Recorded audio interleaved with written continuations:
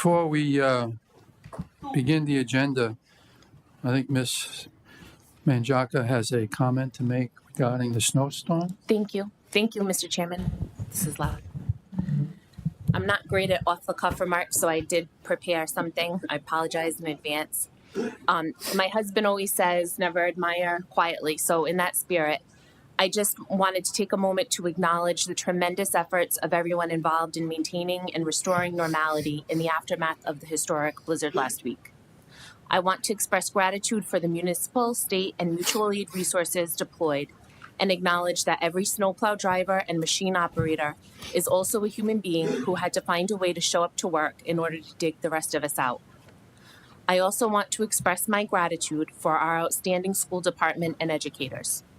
As a parent in our community, I had deep respect for Superintendent Goho's transparent messaging about the many factors and challenges to decision-making about school cancellation and distance learning. I think it is important that we recognize that each family faces individual circumstances that influence their perception of whether schools should be canceled, virtual, or in person. And the superintendent needs to weigh these considerations and make a call for the greater good of staff and students. I personally think the right calls were made. Lastly, I want to say that while not every distance learning experience is created equal, I had a tremendously positive experience. My children in first and third grade were well prepared, I assume through classroom experience, to manage distance learning almost independently. I was impressed by the dynamism of our educators to pivot to a distance learning model and touched by the innovation I witnessed in how they engage students, especially younger students. Observing my children and their classmates adapting and learning in changing circumstances and observing the patience and expertise demonstrated by our educators left me feeling proud and fulfilled. I was truly touched, and I just want to express my appreciation for what a wonderful job everyone did to mitigate extenuating circumstances and turn lemons into lemonade. Thank you. Thank you. I certainly would offer any comments by any other committee members if they have any comments. I want to say thank you to Christy. I think although I did enjoy time away from my husband, it was a long time that he had to be gone. But I know there's to Christy's point, and I know all the articles about our mayor. But our mayor I know personally that he was sitting in the office with my husband an entire day answering phone calls and listening to taxpayers who didn't know that they were talking to the mayor. So. We all get beat up a lot in politics. People assume and make presumptions when they see a video. And I want to say on behalf of all of our DPW workers, all of our mayor who ensured the state aid came down and got the payloaders to clear up those bus paths so our kids could get on the bus, get to the bus stops. And I agree with you, Christy. I don't think the logistics. Now, Ariana Picard, she hates when I say her name, but she comes to high school here. She debated with Mr. Goho a little about the Monday. She wasn't thrilled with Monday, but she sucked it up and she did it. But she tried to make a deal to help Mr. Goho think differently about DL on the day that everybody else called no school. I think him and Portsmouth, Joe, right? You guys were strong soloists that day. I was like, God bless. But in the end, those decisions aren't easy. We work together as a school committee, but in the end, Joe knows what it takes to make the decision. And I personally drove Barrett Avenue because he said to me, "Can you see if Barrett Avenue is ready?" They said that it wasn't plowed, and I said, "I will check it myself." And we had shared with my husband that we needed a little bit more love down Barrett Avenue. And it happened, right, Joe? Because he promised before Joe opened school on Friday that we'd have that done. But I think that's what I appreciate about the small town, that I grew up here. This is the community that raised me. I'm a Cougar. I went to the high school, and to watch my kids enjoy the same level of, I actually enjoyed more the kids listening to the teachers in the background of other kids' Chromebooks, because even my kid, I did drop her off with some friends. They could cohort together at certain days so that they felt a little bit less isolated. And it was fun to see them play in the snow the day you gave them. So I did appreciate that. Watching my teenager just be a teenager, building snowmen with the neighbor friends was a joy. So I think we had a good balance of distance learning and a snow day, and I appreciate not only, and Jimmy, I see Jimmy here and Tech, all of you go unnoticed, and I know that there should be more acknowledgement of the level of work that it takes, because while everyone is kind of maybe never thrilled with their streets, I think overall we do a really good job, and I know that if there's always room for improvement, but in the end, I do think the town tries its very hardest, all of us, to really put our best foot forward for the best reasons. We don't always have to agree, but good job, Chrissy. I think that's awesome. Thank you. Anyone else? I just have one short comment. I think what it comes down to is competent leadership. And leadership is the key. And leadership stands out when you have to make difficult decisions. And you make them. But you make them for the good of the whole. And you make them on behalf of the kids. Not behalf of individual situations. Not on behalf of people who are self-serving. But you make those decisions in terms of what's best for kids. And I think Mr. Goho made the best decisions that he could make under the circumstances. And, you know, certainly on behalf of the rest of the school committee, I want to thank you for that. You know, when you're in a leadership position, it's never easy to make difficult decisions because you always get people that fall on both sides. So the guiding principle has to be what decision should be made for the good of the whole. And I think Joe made the right decision. So thank you very much. And I also want to publicly thank Mr. Ferroli and your crew for the job that you did in terms of clearing the streets and especially around the schools and putting that snow someplace. I don't know where, but you put it someplace. So I just want to thank you publicly for that. Okay. First item on the agenda is to approve the minutes of January 28th. So moved. Questions? Hearing none, all those in favor? Aye. Opposed? Motion carries. Also, the minutes of February 4th, special meeting. Questions? Hearing none, all those in favor? Aye. Opposed? Motion carries. And the executive minutes of February 4th. So moved with the appropriate section of Rhode Island state law. Any questions? Hearing none, all those in favor? Opposed? Motion carries. Item number 4, we have no correspondence. No one has signed up for public comment. Chair will entertain a motion for the consent agenda. So moved as presented. Second. Any questions on the consent agenda? Hearing none, all those in favor? Aye. Opposed? Motion carries. Item number 7, superintendent's report. Mr. Goho. Thank you, Dr. Pallotta, members of the committee. We have some student recognition to bring forward to you this evening, recognizing our outstanding North Providence High School art students and their outstanding art teacher, Mrs. Ryan Clinton. So I would like to acknowledge North Providence High School art students Isabella Sahalith, a senior, and Riley Sanford, a junior. They have each had artwork selected for inclusion in Voices of the Earth, The Future of Our Planet 4, published by Notable Works Publication and Distribution Company, Incorporated. Their pieces, Human Nature and Interrupted Nature, were chosen through a juried call for art in collaboration with the Stormwater Innovation Center, focused on environmental stewardship and unity. In addition, Junior Ella Nishal will have her work displayed at Rhode Island College as part of the 2026 Rhode Island Art Education Association Anchor Awards exhibition. All 3 students are members of Mrs. Ryan Clinton's watercolor painting class.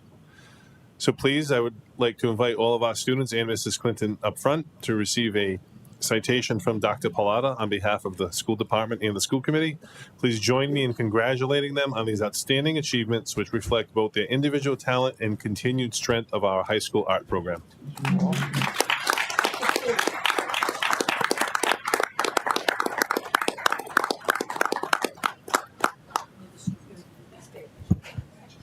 They can turn around, ladies, and face them. This is a citation. All the citations have the same wording in them. It says, the Town of North Providence School Committee citation, be it hereby known to all that the North Providence School Committee hereby offers its sincerest congratulations to, mentions the student's name, for having artwork published by the Notable Artswork Publication and Distribution Company Incorporated. The entire membership extends its very best wishes on this memorable occasion and expresses the hope for continued success. Proposed this 4th day of March 2026, signed by myself and Superintendent Goho. All the meetings that we have and every meeting that we have once a month, this is always the best part of the meeting because we get to recognize the best of the best. Congratulations. There's a dollar. Thank you for taking the time to recognize them. Ryan, if there's anything you want to say, Riley? go to the podium. Or- They speak for themselves. Congratulations. Congratulations. Thank you so much. Joe. Ella, congratulations. Thank you. Nice job. Thank you. Congratulations. Glad you can make it.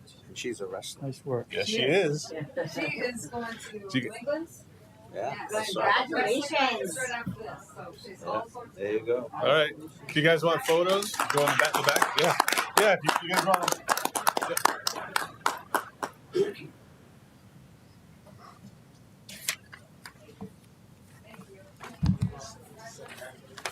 Thank you, ladies. Yep. Okay. That's right.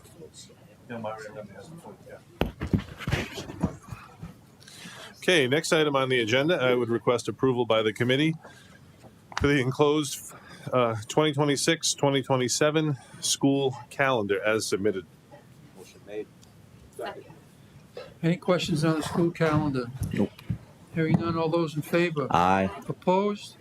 Motion carries. Item C. Okay, next item on the agenda, just, I'm sorry. I just, only because I had one conversation. So I know, Joe, you were unable to come to the rest of the meeting. I just want to make a note that legislation passed in one house but not the other yet.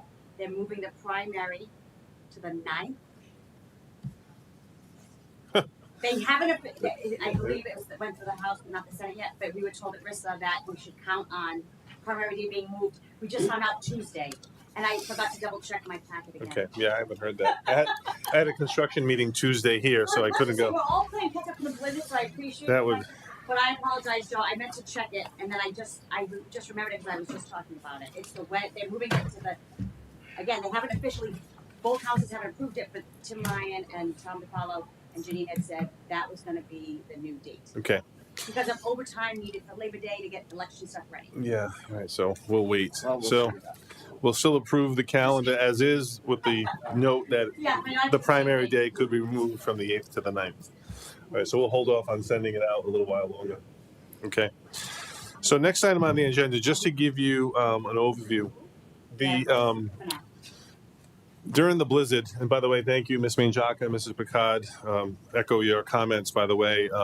Mr. Feroli, the town, been phenomenal during the blizzard. Even Thursday night when we thought we were ready for school on Friday, Jimmy made sure himself, working long into the night to make sure DPW was doing last minute details to clear corners, widen streets, which still needed to be done overnight. This morning, we were worried about icy roads this morning and talking about a possible delay with the ice that we all woke up to. But Jimmy, was on top of things, working with DPW very early in the morning to make sure that all of our roads had treatment early this morning in our parking lot. So a lot of work goes on behind the scenes, and Mr. Feroli is a key piece of that. So thank you for everything that you've done, Jimmy, during this. Jimmy and I know that Martin Luther King weekend is DEFCON 4. That's when it starts. That's when all the snow starts and all the bad weather. So we had a conference call with the commissioner every day during the blizzard.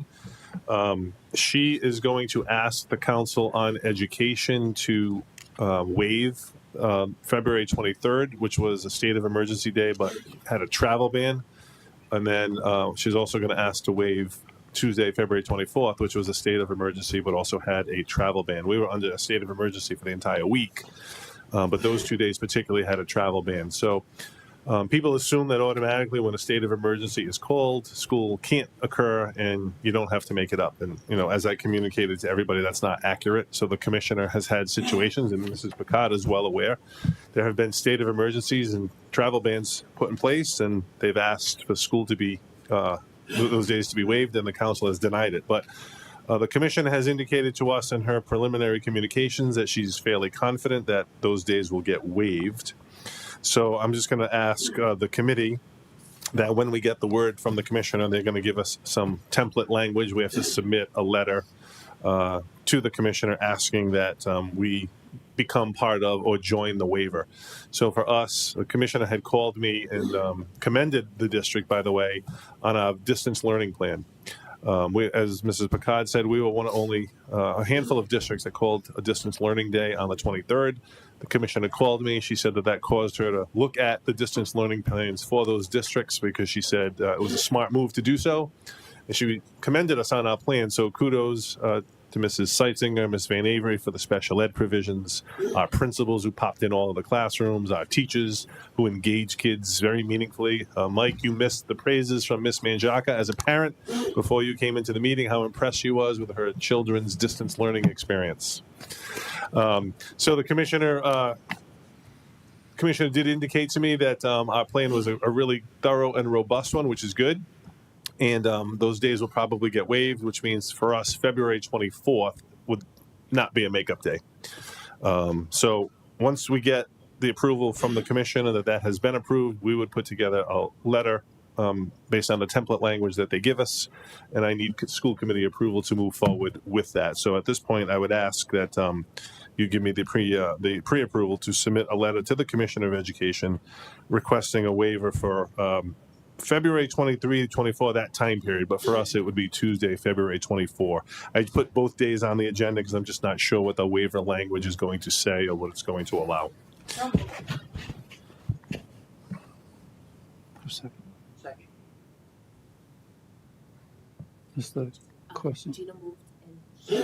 Any questions? Hearing none, all those in favor? Opposed? Motion carries. And obviously, once we put the letter together and send it to the commissioner, I will make sure the committee receives a copy. Next item is the Assistant Superintendent's report. Mrs. Seitzinger. Thank you, Mr. Gohan. I just want to say thank you again to our school committee members, Christy and to Ms. Picard, for your kind comments. I think I'm a little biased, but I think our plan is an excellent distance learning plan, and I want to just reiterate and to Mike Cicerone, who's the union president for teachers. Teachers were part of that plan. They were part of collaborating and creating that plan, and we're really proud of that. And I think that's why it is such a good plan in terms of not just adhering to the guidance, but also making sure it was creating systems that were the best possible scenarios for the kids. And I agree. I went to many classrooms over that week, and just extremely proud of our district. So let me just also you. add, the commissioner stated, and I was surprised to find that a lot of districts hadn't submitted a distance learning plan for a variety of reasons.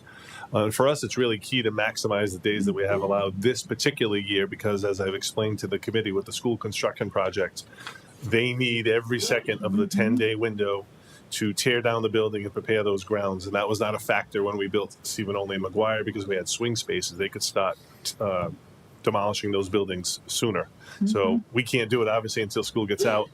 And so having the distance learning days and a robust distance learning plan allowed us to be able to hopefully meet that timeline and open up on time. Yeah, definitely. So just a few updates.